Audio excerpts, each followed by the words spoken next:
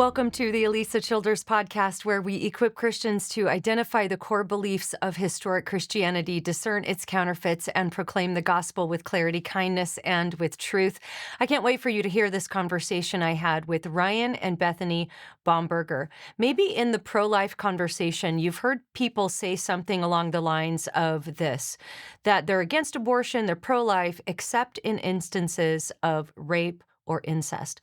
Well, Ryan's powerful story gives a very compelling answer to that question because he was actually conceived in rape and then was adopted by a very loving Christian family raised in the faith. And then he met Bethany, who was a single mom at the time, who had also chosen life when she found herself pregnant and pressured to get an abortion. But then Ryan married her and adopted her daughter, which kind of gave birth to the Radiance Foundation, which is the ministry that they run today. And they do some amazing, powerful work. We talked about how Ryan has been denounced by Planned Parenthood and how that's now a life goal of mine. But this is such a great conversation. I can't wait for you to hear their incredible insights. They speak to all sorts of different issues surrounding pro-life, critical race theory, all the craziness in culture, with compassion as well. And so I can't wait for you to hear this. I do want to let you guys know that we are going to be making some changes. So if you have been one of those people that watches our podcast on YouTube, we are about to get a makeover, and I'm so excited about it. We are actually moving our podcast studio and building a whole new set.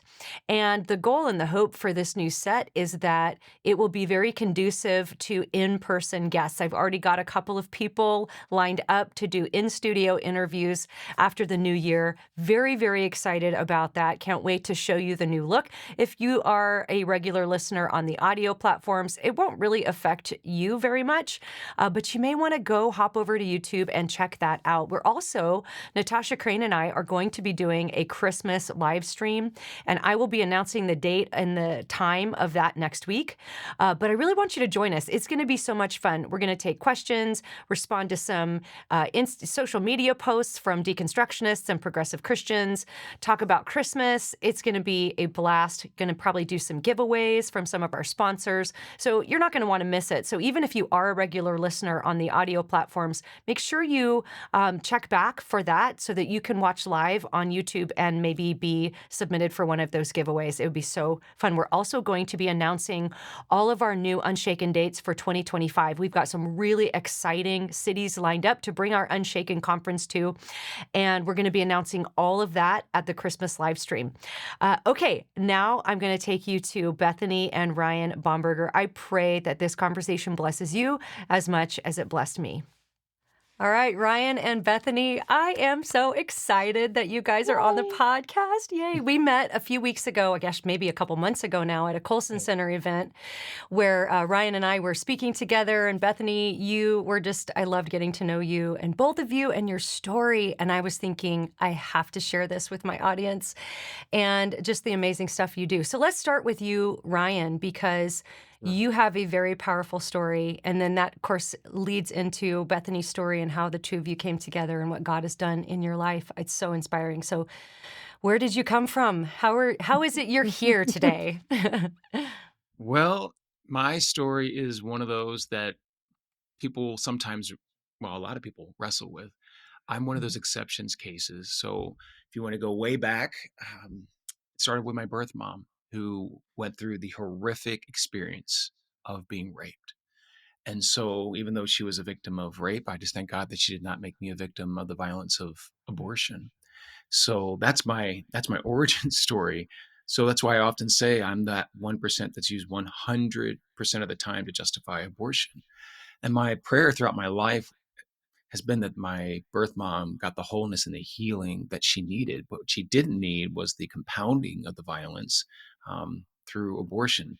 And then I was loved and raised by two parents, Henry and Andrea Bomberger, in your typical American family of 15, where I had 6 brothers and 6 sisters and just loved like crazy. My parents didn't fixate on how I came to be, but knew that they were called to help unleash who God meant for me to be. And so being that I guess you could say I was the most marginalized amongst the marginalized, It's Yeah. why I'm so passionate about the issue of abortion, because every human life has inherent and equal value. And I still, to this day, I remember times like I debated at Harvard, and I'm being told to my face that I didn't deserve to live or that I should have been aborted. I mean, I don't even know how one human being says that to another human being. Right. But, God gives us our stories. He gives us our testimonies so that we can share them. And I thank God that He put me together with this amazing woman so that we can do the work we do through the Radiance Foundation, which is based partially on my own story of being conceived and raped, but being adopted and loved. Yeah. Um, Mhm. so, and we're now married with 4 kiddos, Yeah. 2 And of you were whom were adopted, adopted. and Yes. then you adopted. I love I this, and I know. love I Full love that circle. part of your story because when Christians are asked questions like, "Well, what about in the case of rape?" We're talking about pro-life issues and abortion. It's a hard question to answer. It's one thing to say, "Well, there shouldn't be an exception for rape because," and you can come up with all the reasons, but very often what I've done is share your story. If somebody asks me that, I'll say, "Well, let me tell you about my friend Ryan." And it puts flesh on what could be perceived as kind of a cold intellectual answer, but you're saying, and I love that you say that, it's like the violence that your birth mom had already been through, it would have compounded that violence to try to solve the trauma of a violent act with another violent act of abortion. And then I get emotional when I think about your story because your family is massive and you had many brothers and sisters, and some of which I think were adopted. Is that right? 10 out of the 13 kiddos were adopted. I was the Wow. first one, so it went well. I Really well. love that. Good. So you Yeah. you you made them want to adopt more. So I guess that's good.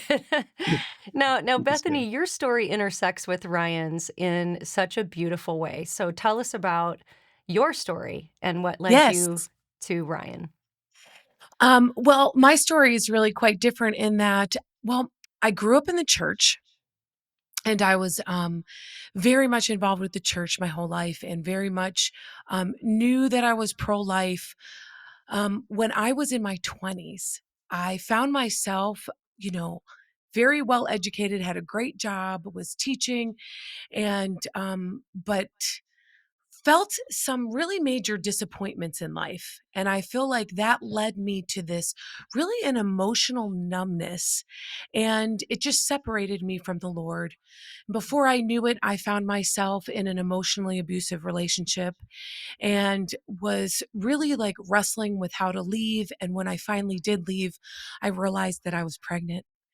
And you know, I remember that time in my life so clearly because it was a really definitive time in my life.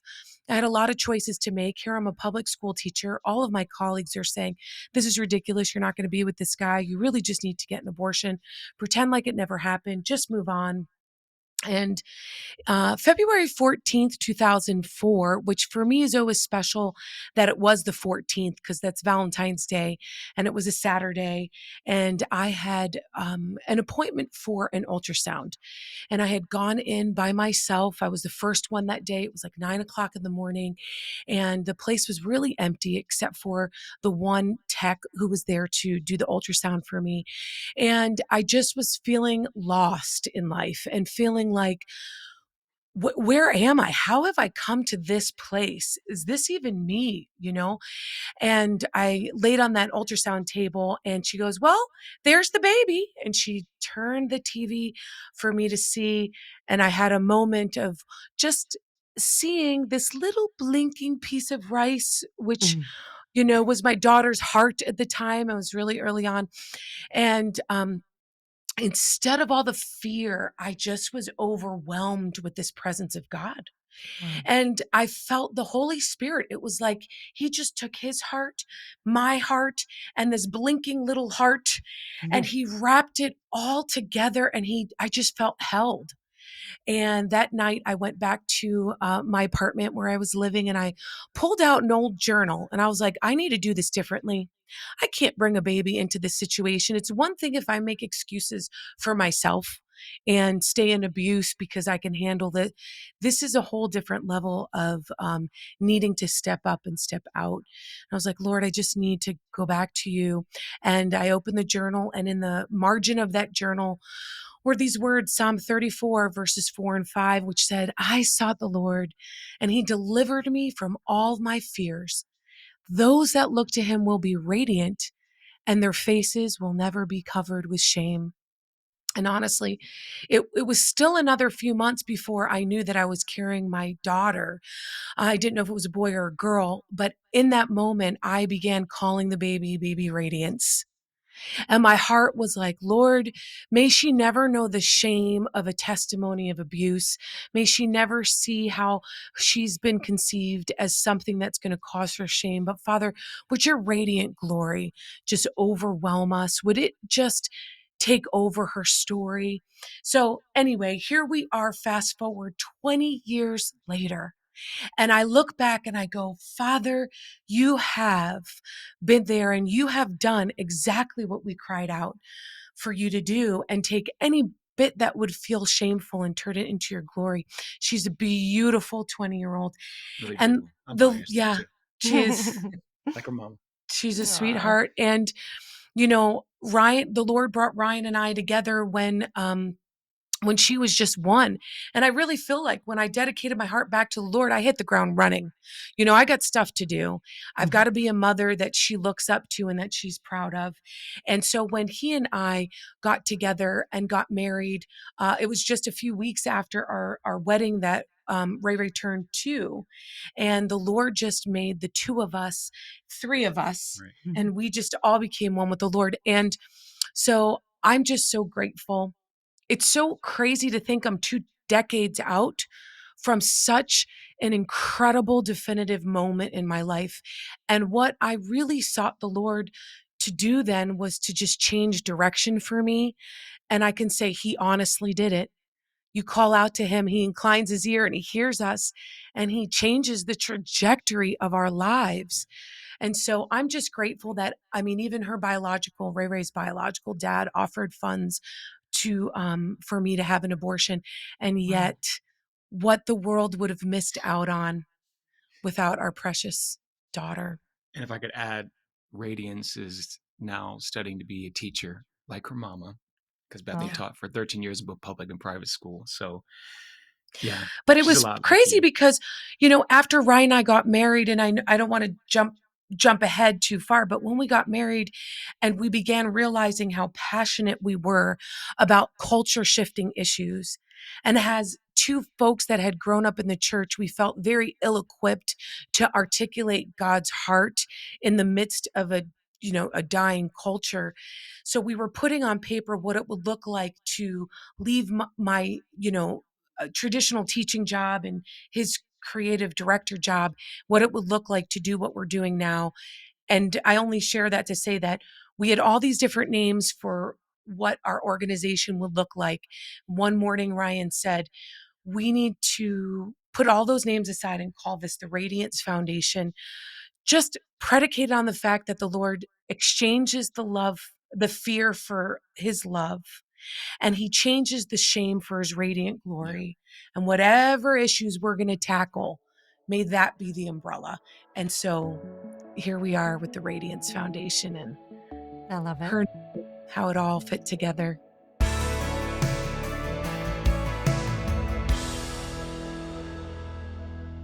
I want to tell you about Foundation Worldview, who has a curriculum for homeschool and for churches called Studying the Bible. We spend a lot of time doing the planning and Bible instruction for our kids, but this can actually leave them lacking the skills they need to study the Bible on their own. This is where Studying the Bible curriculum from Foundation Worldview comes in. It trains kids in the basic skills they need to soundly read, interpret, and apply Scripture. So 10 lessons are going to help them grasp the major periods in Bible history. There's 10 lessons that focus on just basic Bible study skills like reading verses in context. And then 10 lessons explore how to read the different biblical genres. And these materials set kids on the trajectory of seeking God through His Word all their lives. And you know what? The parents who have walked their kids through this curriculum say they learned just as much as their kids. So go to foundationworldview.com. Use my code Alisa to get 10% off of any family license from Foundation Worldview curriculum. Again, that's foundationworldview.com. Use my code Alisa.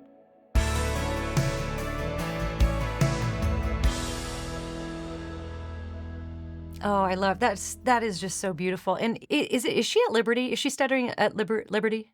Oh, She she is. is. Yes. Yeah. She's at Liberty Go University. Flames. Go Flames Okay. is right. Yeah. So I'm just making a couple connections in my mind. So I just did their convocation a few weeks ago, and Yes. I literally read that verse to the audience. Whoa. And I've never done that. It's not in any of my talks. I did not realize, I mean, I didn't make that connection at the time, but I read that verse. Those who look on him are radiant and their faces shall never be ashamed. And that is so On. cool that I read that at Liberty, and that's where she's a student just getting ready to Yeah. change the world. That's so awesome. Mhm. I That's love that. awesome. So, Ryan, so Bethany mentioned that you grew up in a Christian home as well. And I think there's something that we all need to pause and just appreciate about the beauty of this story is that I've heard you say conceived in rape, adopted in love, and then you became an adoptive father. You adopted Radiance. And now you have the Radiance Foundation and your family. When we were together at the Colson event, you showed this photograph of your family, and you were making the point, like, look at the overflow of these choices to choose life. Talk a bit about that, about what motivates you to talk about life so much. Well, when I show my entire family photo, the extended family, in that particular photo, I think there are 64 people in that. And that's my brothers, my sisters, their spouses, and their children. And just goes to show you what happens when you choose to be stronger than your circumstances. When you, as a parent, when you know that God's called you to do something, my mom and my dad they weren't you're I don't know, they weren't political, they weren't, Mhm. cultural warriors. They were just two Mhm. people who wanted to love those that the world so easily discards. Mm. And so when you see that photo and you see, oh my gosh, this is what obedience looks like, it's really amazing. The thing is, that picture is now almost 10 years old, and so there are 21 more lives added to that, if we could add them to that Mhm. picture frame. But that's just a testament to faithfulness. That's a testament to parents surviving all the stuff that my parents had to survive 13 teenagers, not an easy thing. That's a lot. And so when you see that, I mean, the legacy of adoption is generational. And if you look at that picture, I have nieces and nephews in that picture who are also now adoptive parents. And so I look at pictures like that, and what it does is it redefines, for others, when I'm sharing my story, what unwanted looks like. Mhm. Because Yeah. that's what we hear all the time. Well, if you're unplanned, you're going to be unwanted, you're going to be unloved. We all know that that's just a lie. It's a lie from Satan. It's just a way to dehumanize another human being and be able to justify all the wrong things done to those who are written off that way. But I'm moved to adopt. I think I was moved to adopt since I was a kid. It was kind of just part of my DNA. But being someone who was rescued, who was loved like crazy by my mom and my dad, Henry and Andrea Bomberger, how could I not want to do the same thing? And so I remember when we were engaged. Remember, we were on that walk, Yes. Yes. that long walk, and we just talked about how many children we wanted. We had said six because I thought six is nothing compared to the 13 of my family. We can handle six. We have four right now. We have 4. We're good. Our hands are full. Yeah, all right. But We would have had more if the Lord had. but she had asked me about Ray, about Radiance. Would I be able to love her the same way I would love a biological child? And I just jokingly said, do you know me? Have you met me? I'm the favorite in my family. Are you kidding? Of course. But not coming from adoption and having come from adoption, it was just such a natural thing for me. So being able to adopt Radiance for me just seemed like it was what God had intended from the start. So I love the way that God orchestrates things, the obstacles we had to overcome, court custody battles for years and years. But this is a relentless woman who is passionate about everything, and we didn't give up. And not only did I adopt Radiance, we both adopted our youngest son, Justice.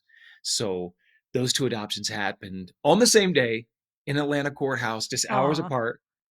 It Which was was an phenomenal. absolute complete miracle because we had warfare with each of them that was radically different. Yeah. They had different stories, different situations, but such intense warfare. And the fact that the paperwork came in within days of each other after Justice's battle was about a year, Ray was about 5 years. And we were able to, at 10 a.m. on July 11th, 2011, we were able to complete and finalize Justice's adoption at 10 a.m. and then go upstairs and finalize Ray Ray's at 2 p.m. on the very same day. And now, all of those things that you think about, could you love somebody that much if they weren't biological? It's just, sometimes people say to me, how many C-sections did you have? And I say 4. And then I was like, wait, I didn't actually birth Justice. I birthed them in my heart. Yeah. There's just such a part of our hearts and just so grafted in. And I just know that that's God's heart. I mean, there is no spiritual adoption. We aren't sons and daughters of Christ without adoption. Yeah. And so just the manifestation of that and understanding the revelation of God through adoption, it's such a beautiful thing. I love it. Yeah. I love it. And there are a lot of, especially now, leading up to the election, there's so much rhetoric, there's so many narratives, there's so much, oh goodness, combative talk. There's just, it's just crazy out there if you haven't noticed. But Right. but one Yeah. of the narratives that I always love to ask pro-life people, I mean, of course, I'm pretty sure everybody we've had on the podcast has been pro-life, but the ones that are specifically doing that kind of ministry full time, I love to ask them to respond to a particular narrative that I see all the time. And this is actually something I think that's in the church as well, because I was at an apologetics conference, I want to say 5-6 months ago, and a Christian guy, stood up and he said, why is it that conservative Christians only care about getting people born, but they don't care about what happens after the child is born, and they don't take care of the moms, and they don't do this or that? Now, obviously, your story is a living answer to that narrative, but I'd love to get each of you to comment on that as well, because I'm sure there could be people listening to us today that say, hey, that's a beautiful story, but maybe you're the exception. Maybe there really is this narrative out there. Maybe it's really true that Christians are just wanting political power, so they're using abortion as this way to get it. They just want babies to be born, but they don't do anything about it after the babies are born, and they don't take care of the moms. What would you respond to that?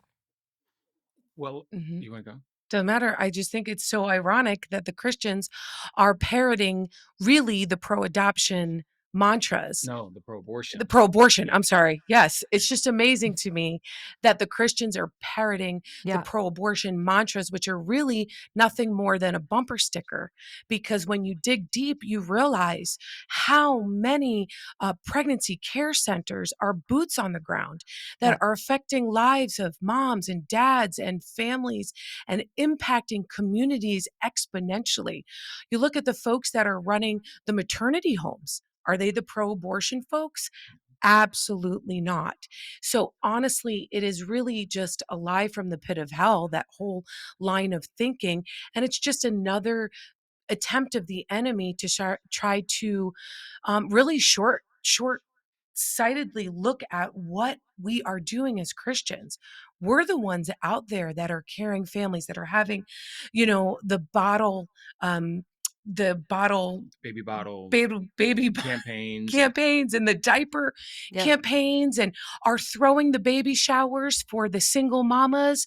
They're the ones that are housing them. I mean, it's unbelievable how many different ways we can just let go of that myth, because Right. that's actually what it is. It's just a leftist narrative that is so untrue. And Bethany mentioned it's a bumper sticker mantra. It really is, because when you peel it off, there's nothing underneath. It's just a veneer.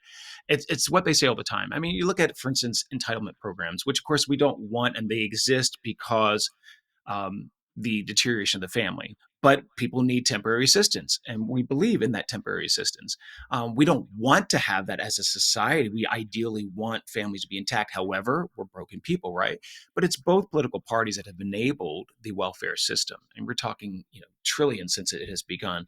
But this whole bumper sticker mantra ignores the reality on the ground. As you mentioned, there are 3,000 pregnancy centers, 450 maternity homes, there are adoption agencies, there are parachurch organizations that actually care, Catholic Charities, another major organization. I mean, pretty much the Catholic Church is one of the largest institutions that care about people, and obviously Catholic Church is profoundly pro-life, that care about people after they're born.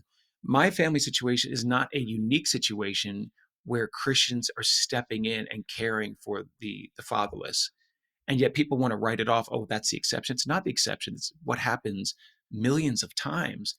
But for people to write it off, they actually have to write off reality. Mm. And it actually, I think it bolsters something inside of them, giving them an excuse like, wait, I really don't have to do anything. Or I really don't have to affirm this person, or I don't have to embrace this biblical worldview because I'm going to stick with my bumper sticker mantra. And Yeah. unfortunately, what that does, it just aids and abets a pro-abortion worldview that Mm. is intent on the continuation of the destruction of not just nearly 1 million unborn lives, but the total Mhm. exploitation of women and the hundreds of women who have died because of the violence of abortion since Roe v. Wade.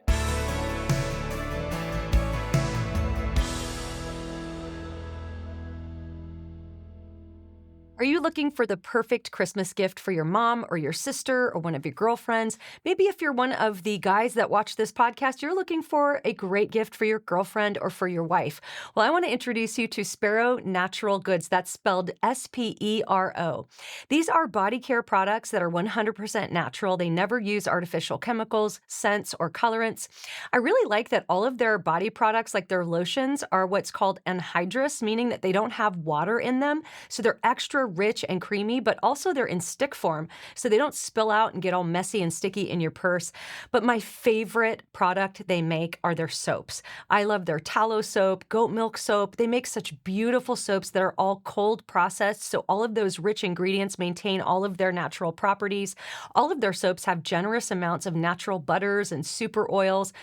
Talk about luxurious products. These are absolutely fantastic. They want you to know that your skin is their commitment, and they're committed to uniquely beneficial, thoughtfully handcrafted products with the highest quality ingredients, skin-loving ingredients, and they just harness the power of nature, and it is so, so good. So check it out. Go to speronaturalgoods.com, and again, that's spelled S-P-E-R-O. Use my code Alisa for 10% off any order. Again, speronaturalgoods.com. Use my code Alisa.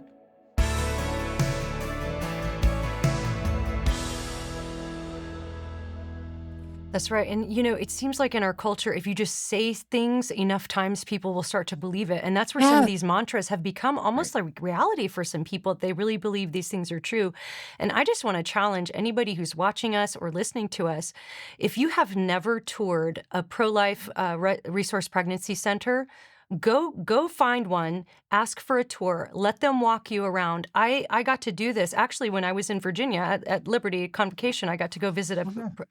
a resource pregnancy Yes. center. And what was so amazing about it is, like, I knew in my mind, that was the first time I'd actually visited one.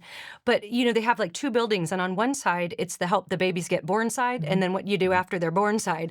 So, again, smashing that narrative. But Right. it was just so powerful to talk with the nurses that were telling me, well, yeah, so we had this, this type of a situation come in today, and we're counseling her. We gave her a ultrasound. We wanted her to see her baby.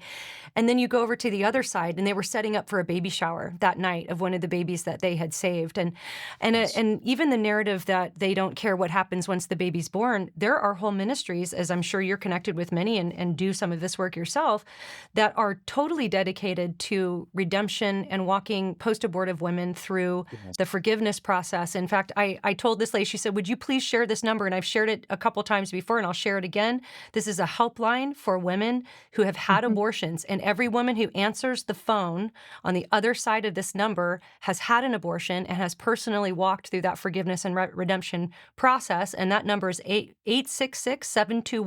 866-721-7881. And I told this story on the podcast before. I think you guys will love this story. There was a woman who had got taken the abortion pill. And you have to take the one pill, and then the next day you take the second pill. And what a lot of people don't know is that you can reverse that if you've only taken the one pill. And they Yeah. don't want you to know that. They want you to think that's conspiracy and that's fake science and all of this, but it happens all the time. Mhm. And so this woman took the pill, thought it was over, and was like regretting it. And she thought, well, I might as well start the grieving process. She called this number. And when the lady on the other end heard she hadn't taken the second pill, she connected her with the local resource pregnancy center. They got her pill reversed, and her baby's like a year old now. And it's just a beautiful That's story. And awesome. I know you guys hear these things all the time. What other resources would you give our audience for things like that? And please, plug all of your things, because I want people to know what you guys do. And we're going to get more into the weeds of what you do, but maybe just resources for people who are in all stages of thinking about this.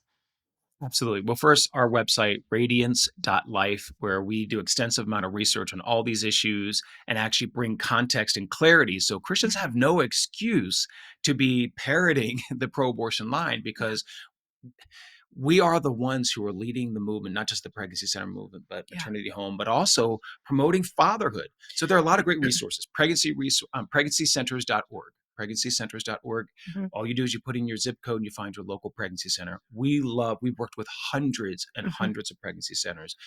There's also maternity homes that there are 450 maternity homes run by pro-life folks. They're not run by the pro-abortion folks. Yeah, right. And so there are resources there. And if you go to our website, radiance.life, and just look at, there's an op-ed specifically. It's called America's Unsung Heroes. And you will find many more resources there. There's fatherhood.org, great resources about training up fathers, men to be fathers, and how to train up fathers to know how to be effective, loving, devoted, involved fathers. That's what we need. We have an epidemic of fatherlessness, where more than 40% of children born in America are born into fatherless homes. And so it's hard to tackle the issue of abortion unless we also tackle the issue of Mhm. fatherlessness, because the abortion industry knows when there are fatherless families, fatherless Mhm. communities, it leaves them all vulnerable. And they are the predators that rush into that Mm. void. And the church should know this, should be aware of this. And every church out there, every Bible believing church, you shouldn't even have to pair those words together, Mm-hmm. but every Bible believing church out there should be partnering with pregnancy centers and with maternity homes. I do want to say that the pro-life work, the work to value both unborn child, well, children born and unborn, to value the mother, to value the father, isn't just the work of pregnancy centers or maternity homes or other parachurch organizations. It's the work of Christians as a collective body of Christ. I know we all have our areas of specialization, but this is the work that we should be doing as the church. And when in the book of James, it talks about pure religion is Mm. this, taking care of widows and orphans. And then the last part, which we often don't say, which is, don't allow yourselves to be polluted by the Yeah. world. But as you were saying, some of the Christians parroting these lines, that's the pollution of the world. Yeah. The warped mentality that somehow we can justify violence and the destruction of those made in the image of God. So those are just some great resources. And it's actually phenomenal. Over the years, we've had opportunities to visit hundreds of centers and to see different baby boutiques and the clothing that's given out. I mean, if a family comes and they have older children, guess what? Those workers find the clothes for them. Yep. And I do think it is something very special when we step outside of ourselves and we find what's going on in our own communities, because like you said, these stories are so much more common than we realize, and they're stories of transformation. And I feel Yes. like for Ryan and I, the work that we're doing, yes, it's a calling on our life, I believe, but I know that it will really never get old, because I don't think we're ever going to get desensitized to Mm-hmm. the transformative power of God. Yes. And when you step into these different areas where there is such a glaring need for transformation, and you see it and you feel it and you experience it, you can't help but to want more of it. And the entire pro-abortion side and what we know as really liberal feminism and everything that goes along with that, it's really never about transformations of Yeah. hearts, minds, or anything otherwise. It's really about the the fake freedom to stay locked Mm. up in places that are counterfeit freedoms. Yes. And so the more you step into these different areas and we step outside of maybe our comfort zone, find a maternity home, bring them rolls of toilet paper. You know what I Mm-hmm. mean? Like, it's not Yep. hard. You go to Costco and just grab a few extra things. It's just amazing how not only are you helping to move forward the lives of these women and these families and these children, but our hearts change and they just become softer. And then Mm-hmm. the Lord can use them in powerful ways. One of the things I was so stunned by when I went over to the baby boutique that they had there at the pregnancy center was how many handmade items. I mean, Mm. it actually brought me to tears that there Right. were people who didn't just go to a big box store and buy some. I mean, there was a lot of that, which thank God, we can provide that as well. But how many little sweaters, blankets were hand knitted and hand crocheted because somebody sat in their living Mm. room and made that out of love for these babies. And And listen, people who are listening to us, don't let, again, those talking points convince you that this is something Christians have only cared about since the rise of the moral majority in like the 70s. Mhm. This goes Please. back to the first century Christians who were rescuing babies Yes. from exposure. They were they were not they were standing against the chemical abortions that actually existed in that day, and that's why early Christianity was so female heavy, because a lot of times in that Roman Empire, which it was perfectly acceptable if you gave birth to a baby girl, well, you didn't want the little girl, so you leave her out and let her be exposed to death. And it was the Christians that would go around rescuing babies. This is not like some modern Mhm. thing. This is a part of Right. our Christian worldview from the very beginning. And man, as you can tell, and I can tell with you guys, it's something that I get really passionate about. A couple of different directions I want to go in. Bethany, let's go here. You mentioned feminism and sort of that fake freedom. And I've noticed with your guys' ministry, you sort of touch all facets of this idea of the worth and value of humans being made in the image of God. And there seems to be, out of one poison root, and maybe it's not just feminism, but a more broad kind of critical theory, sort of Gnostic approach that erodes the idea of your sex being rooted in your biology, critical race theory, feminism. A lot of these things affect or are really kind of sprouting out of the same poison root. And you mentioned feminism, but maybe talk about how those things are interconnected for you, because we're going to look at a couple of your kids' books, which are phenomenal, you guys. Yeah. So excited. In fact, I've been holding on to these. I'm going to give them to my grandkids, but I've been holding on to them so I could show them on the camera, but I can't wait to give these to my stepdaughter and my son-in-law to read to my grandkids, because they're so good. But they're books on your sex being rooted in your biology. He is he and she is she, but also pro-life kids. How is this all interconnected? And I know that's a huge, big Mhm. umbrella question, but just go wherever you want with that.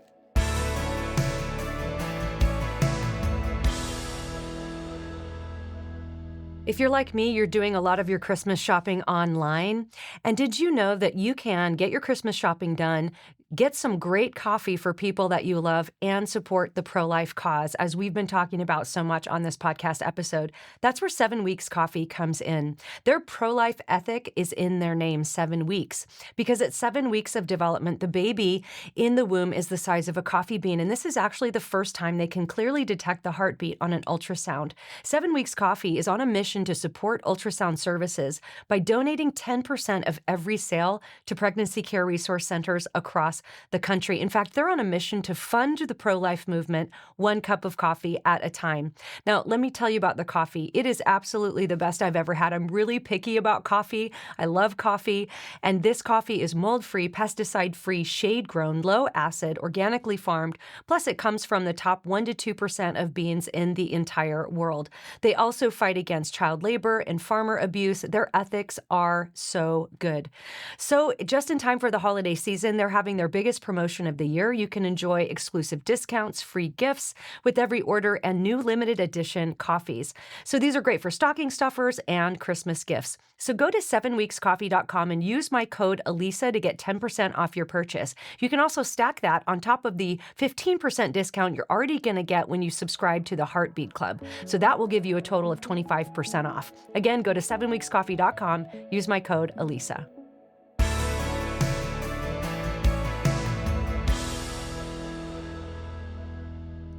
I think that we as Christians have to recognize that there's an enemy out there that is looking to crush the identity of Christ in every human being. Right.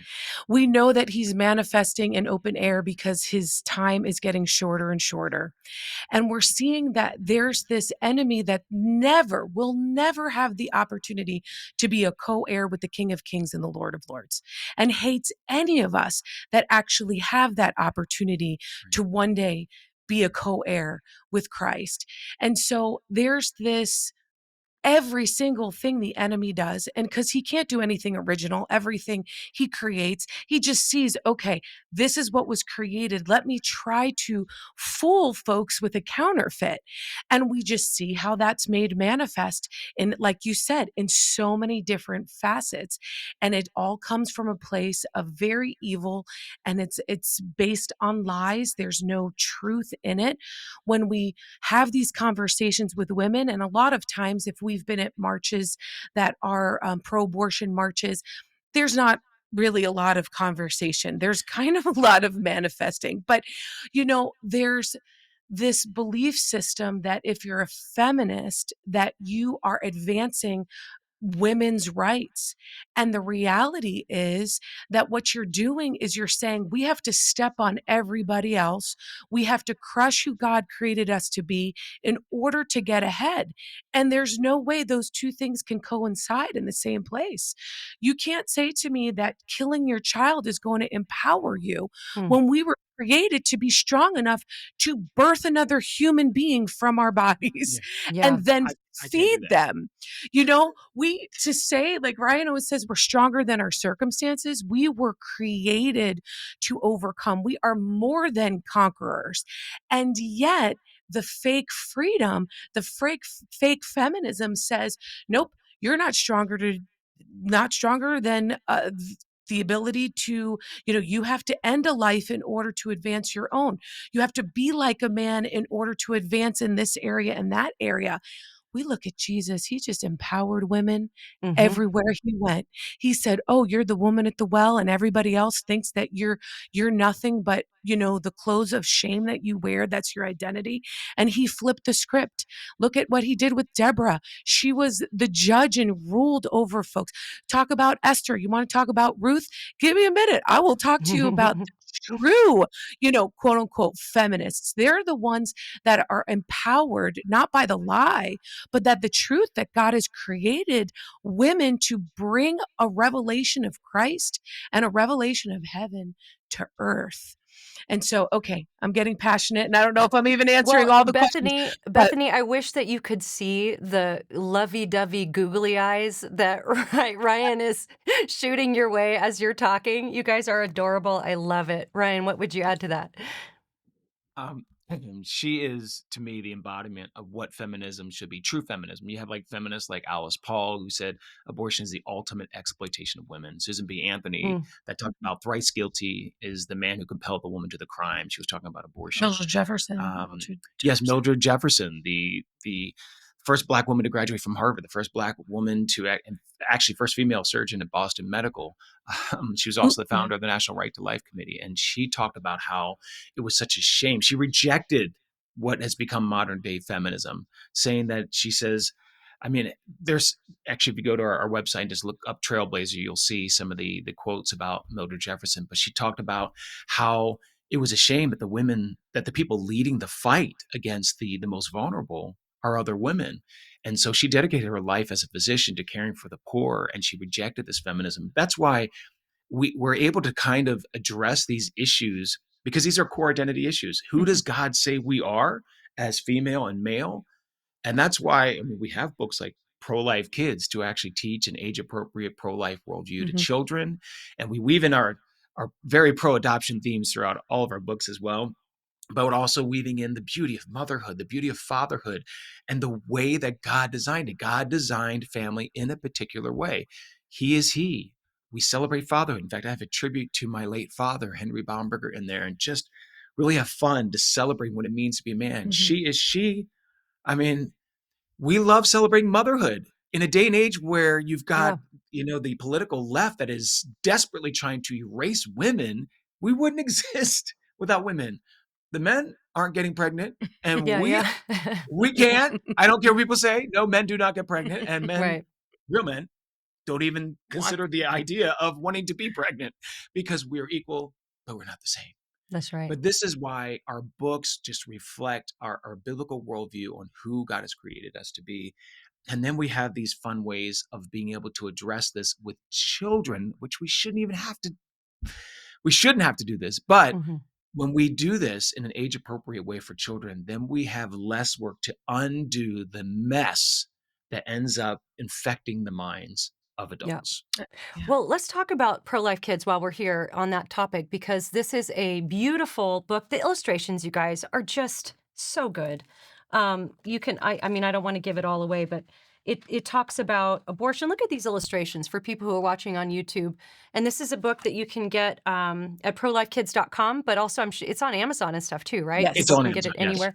So Pro-Life Kids, and when I first talked with my kids about pro-life and abortion, they both had the exact same response. It was like, excuse me, they're doing what?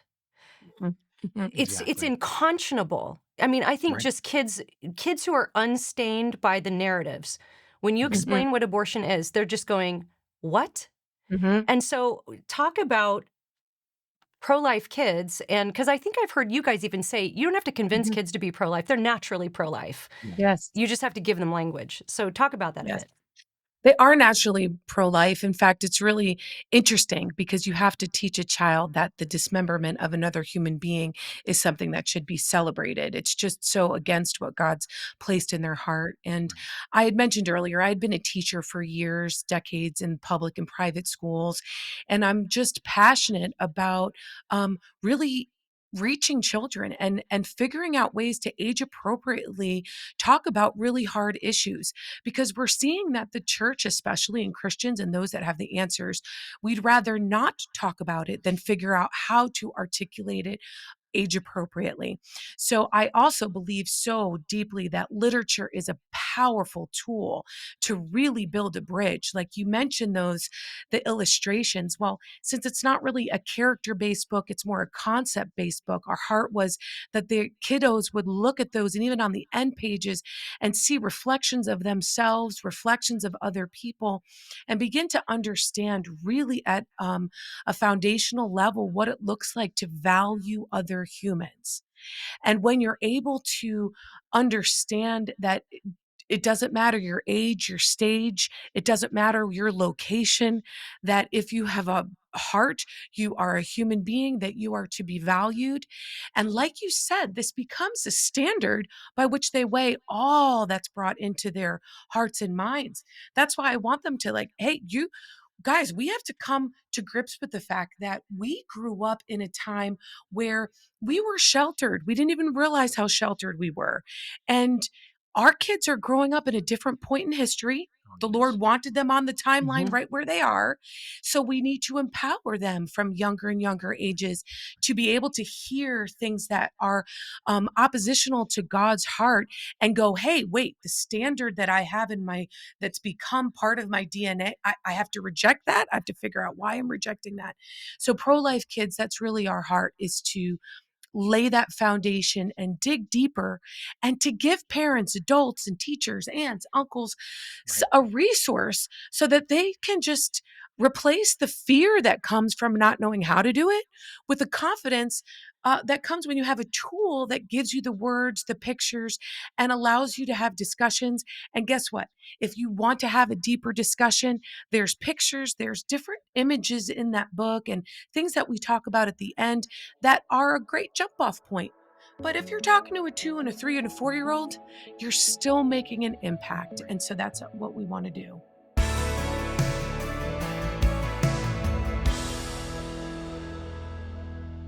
With Thanksgiving just around the corner, it's time to start thinking about those special moments, gathering around the table with the ones you love, sharing meals, and making memories that last a lifetime. And this year, Good Ranchers is here to make that feast even more special. With Good Ranchers, you can skip the chaos of the grocery store and the last-minute panic over finding the perfect food for your Thanksgiving meal, because when you choose Good Ranchers, you're getting America's best meat delivered right to your door, and you can truly sit back and enjoy Thanksgiving.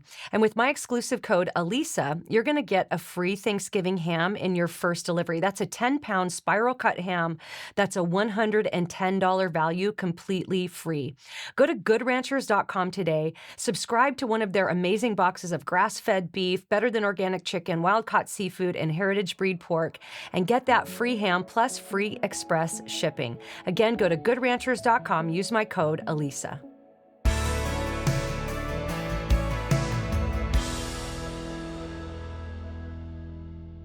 All right, let's talk about these identity books. These are beautiful, you guys. I am so excited about these.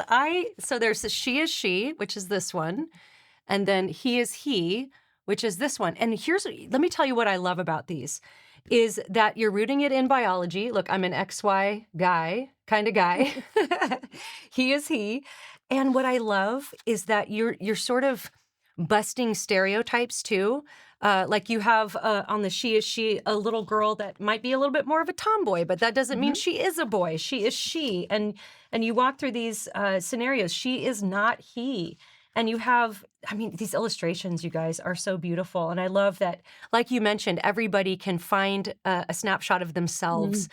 in these, and so these ones. Now, Bethany, you wrote Pro-Life Kids. It looks like with illustrations by Ed Kohler, and then you and Yes. Ryan together wrote these two.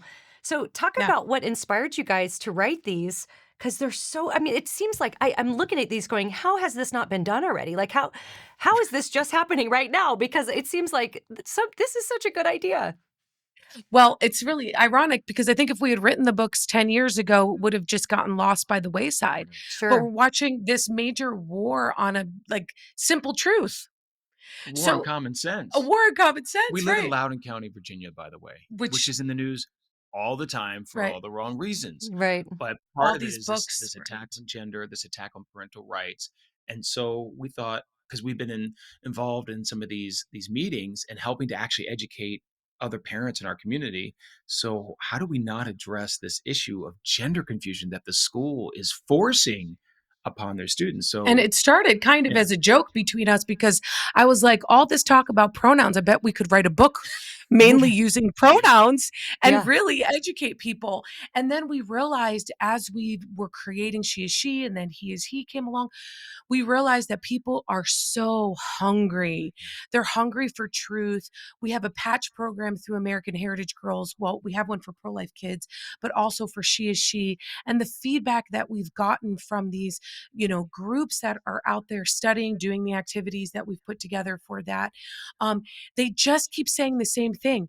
Like moms, like talking to me, emailing me, like weeping, crying, saying, we didn't know what to say except that we love everybody, which is true, but love isn't love. God is love. Mm. And they're like, we don't know how to talk about what our kids are walking through. And so we're like, thank you, Lord, for a resource because we cannot stay silent. Right. We are just watching the destruction of Mm. hundreds of thousands. And we're just God's heart is this beautiful, joyful heart that says, look, I created you with meaning and with purpose. And so we wanted these books and all of our resources to really echo that and say, listen, the enemy is saying that this is a point of confusion, but guess what? There is clarity to be Yeah. found and there's joy and freedom in that clarity. Yeah, real joy, not the political campaign type of joy that we've been hearing about lately, but Right. actual joy. Um, and these books too, they're adorably illustrated. You mentioned, and I Ed just want to Killer, throw out yeah. there Ed Kaler, our friend. He is just amazing, Yes. and we're so grateful that he's actually captured our heart for these Hmm. books. Now, the books are, like He is He and She is She, and Pro Life Kids. They're meant for younger children, but we have actually resources on each of these individual pages, like heishe.org. You can get resources for teens and adults that allow you to go much deeper into the Great. issue. Sheisshe.org, the same way, resources that allow you to dig deeper. But it's really hard to come away from these books not being moved. Kids love them. In fact, the one you mentioned about women, other mothers just being so moved. There was one particular mother whose daughter is one of those tomboys, Hmm. loves going out, loves Hmm. climbing the trees. She always is wearing these cowboy boots. She loves horses and had been feeling like the pressure from her school that all of a sudden, well, if she loves those things, what's wrong with a girl loving those things? What's wrong with a girl Right. loving to get Yeah. down and get Right. muddy? I mean, our daughter Aaliyah is a princess warrior. She has no problem getting in there and Yeah. Right. tussling and wrestling around with her. Well, because her brothers are they need to be put in their place sometimes. But there's Yeah. nothing wrong with Princess Warrior. It doesn't mean that she's a guy. This is what it's interesting because you have a culture that constantly says, "Oh, you're stereotyping what a male and a female are," but yet you're saying that a female can't be this, and if she is these things, well, then of course she must be a guy. I just love that God has worked through us to be able to create tools that are truly liberating and to get that message from that one mother where the girl is on the porch reading the She book. She sent said us a she reads it picture. over and Yeah. over again. I'm like, come on, Oh, that's what Yes. we need. Our yes. kids need to be reaffirmed in who God's Yes. created them to be. Yeah. Mm. I So think purpose. one of the most life-giving, freeing, and relieving messages we can give to young kids is that their sex is not determined by the color they like or by how they like to wear their hair or what style of clothing they like to wear, what toys they play with, or what they like to play. That does Right. not determine your sex. And I have personally found kids to be very relieved to receive Yes. that information, right? Yes. Right. Yeah, because they say, "Listen, like, this feels so it's just so much fun to do this and this and this," and then the world is telling them, "Well, if you're doing that, you're not truly a girl, you're not truly a boy," and again, we're just watching because all of these long-term we don't have a ton of long-term studies, but what we're seeing that's coming out of this whole worldview that says, that I can be anything that I wanna be, is long-term mass confusion Yes. and mental health issues that have increased exponentially. Because instead of finding clarity out of confusion, you're affirming confusion, and only thing that's gonna happen then is honestly a hot mess. I'm laughing about it, but it's not funny because it's actually It's really heartbreaking. devastating to see the kiddos. We live very close to our high school and have gone over there for different events and things. And you walk through the hallways and I just want to just put my hand out and pray and talk to these kiddos and be like, you know what you're feeling is so much confusion, but God has a plan and a purpose, and he wasn't confused when he made you, Yeah, and you are not a mistake. that's So so good. we And have to and you tell the kids this. We do. I think, and like I said, I find that usually it's received quite well because they're being given such confusing Yeah. messages from everywhere else. Like they have this heavy burden of responsibility to choose a gender and all these things, and nobody can even tell them what a male or a female even is, and yet they're supposed to pick Right. something and not do stereotypes, and oh, it's so confusing. Now, this has flown by, but I do want to address like this. Speaking out like this doesn't come without a cost. Now, I know that you have paid certain costs, one of which, although I don't know if this is really a cost or something to aspire to, but you've been denounced by Planned Parenthood. I'm not a big enough deal to get denounced by Planned Parenthood, but it is something I aspire to. But talk about the cost that comes from speaking out like this. Yeah. I will say when we first started the Radiance Foundation, we had thought, "Oh, people are gonna love our stories." We have Mhm. these moving personal stories, and I thought, "Oh, everyone's gonna love us." We found out really quickly after our first billboard campaign that that was not gonna be the case. I was called all kinds of things. I couldn't even believe half the things that were said. And one, you have to get a tough skin. I remember Yep. speaking at a conference in Pennsylvania, and one of the participants asked, "Well, what do you do? People call you names." I said, "Get over it." Because Yeah. honestly, you have to get over it. Because in the end, first of all, in scripture, Jesus says, "Look, if they hate you, remember they hated me first." We have to remember that as Christians. Actually, we're not on this earth to be loved by others. We are Yeah. called to love others, but that's not a given. And so we faced a lot of crazy, and we've got death threats. We have been canceled. We get suppressed on a regular basis by big tech, social media. We've been sued by the NAACP, which that was one of the most jarring Mm. experiences. That was crazy. We were sued. I mean, hello, brown guy, sued by the NAACP for exercising one of my most Well, basic civil because you're rights. the wrong kind of brown guy, right? I know Mhm. exactly. I thought, wait, but I thought telling people what they can and cannot think or how they can and cannot vote Mhm. is a form of slavery. But I guess some forms of slavery are still okay. But Mm. we battled against that. That was 2 years in federal court because I wrote an article parodying their name. I called them the National Association for the Abortion of Colored People, and they Mm. didn't like that, did they, They didn't babe? like that? No, they didn't. Didn't like that. But that article had all the links to all the places where they are very much pro-abortion. Right. And I think that even all the hate that we've received, yes, have we had to get tough skin? Absolutely. Have we had to come to grips with the heartbreak of losing some friends? Yeah. Absolutely. And the Lord has called us over and over to be reconciled to him, not reconciled to everybody around us always. And yet we are always figuring out how to speak the truth in love, because it's not a license to be able to say whatever you want or to be unkind to folks or to lump people, but we are really motivated by love. We're motivated by the fact that speaking truth is what sets us free.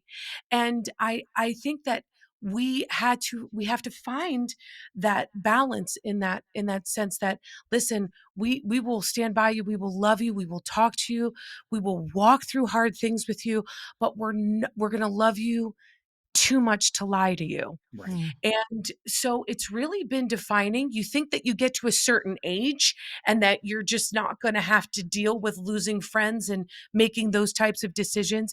And yet every year we have to go through this. And I remember when we started and we were talking about the life issue.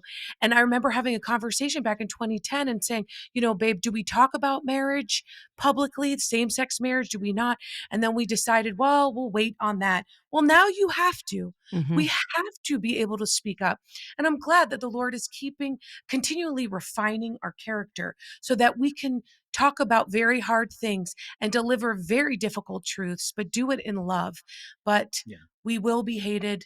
And all that matters is that we're standing on the right side. And that's the Mm. side of truth, capital T. Yeah. And I will say Yeah. that what sustains us is prayer. I mean, we couldn't do what we do. We're Yes. motivated by 1 Corinthians 13:6, says, love does not delight in evil, but it rejoices in the truth. We are called as Christians to love every human being, but not every human doing. And so Yeah. we're just trying to get that right. Yeah. Because I think as a team, as as a husband and wife couple, as a team here at the Radiance Foundation, our passion and our heart is to do that. And when we do that right, I strongly feel like God blesses that, and that people flourish. I mean, children, adults, they flourish when truth is presented in a way that just resonates with them. And so we're just passionate about doing this, no matter how much we're hated. In fact, one of my Yeah. presentations is called "So What If You're Hated?" Yeah. Get over People it. don't like it. Right. Yeah. Oh, I love it so much. All right, final question. I know we've given a lot of resources and websites. Where can people find you if they want to donate to the Radiance Foundation? Give us the links of where people can connect with you to stay connected with your ministry and Awesome. with what you're doing. Radiance.life is the best way. That's how you can get to our books. That's how you can get to all of our content. But we also have an awesome initiative promoting adoption, because we're slightly partial to adoption. It's called Mhm. adoptedandloved.com. In fact, we have some new ads to kind of counter what's going on in the culture Mhm. regarding abortion and rape. So I share my Mm. story. So adoptedandloved.com. Part of what we do through adoptedandloved.com is actually we issue grants to Christian families seeking to adopt. So we're really passionate about that. Mhm. We're 501c3s, so your donations are tax deductible. But those are the two main websites. But you can get to everything through radiance.life. Life. Yeah. All right. Well, I want to thank my guests, Ryan and Bethany Bomberger. So excited about the ministry that they're doing and how God is using them. So pray for them, donate to them. They did not ask me to say that. I'm just saying donate to them because they're doing important work. Pick up their kids' book, She is She, He is He, and Pro-Life Kids, and get them for the kids in your life. Such great resources. And always, it helps if you subscribe and click the bell icon to be notified every time we release a new video. And also, if you want to leave a good review for us on the audio platforms, that also helps. Sharing it out on social media, all the things. You know all the things. We're living in 2024. You know how the algorithms work. And let's remember that as we pursue Christ, we want to keep a sharp mind, a soft heart, and a thick skin. We'll see you next time.